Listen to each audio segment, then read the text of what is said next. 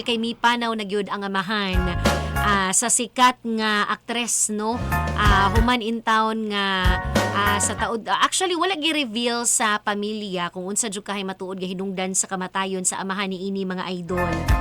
Apan nasayra na lang kining maong balita sa dihang gikumpirma kini sa pamilya sa aktres kagahapong adlaw. In fact, nato usa ka social media post sa usa ka talent manager usa ni sa mga nakatrabaho pud sa aktres idol diin na suod gyud ni no sa pamilya mihimo ni siya artwork mga idol gipakita in taon ngadto ang hulagway sa amahan aning maong aktres mga idol.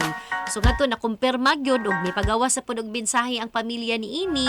Wala tuod magikan ni Angel pero habig kampo ginis pamilya sa maong aktres mga idol. Ato na lang i-reveal wanay lain pa ang usa sa atong mga inilagyod nga darna mga idol nga si Angel Locsin no.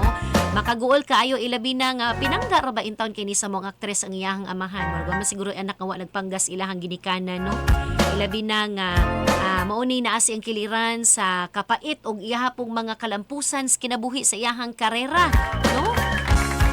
Ang hinuon mga idol sa pagkakaroon no kanang gihangyo lang sa pamilya ang pagrespetar sa ilang privacy ni ining makaduol kaayo nilang hagit sa kinabuhi nga giatubang ug mipadayag usab kini sa pagpasalamat no sa tanang mga mipahinungod sa ilang pag-ampo ug pagpaabot sa ilang mensahe sa pagdasig sa pamilya.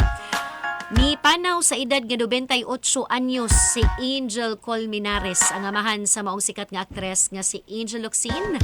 Niadto ra gyud nga Marso 5, 2025.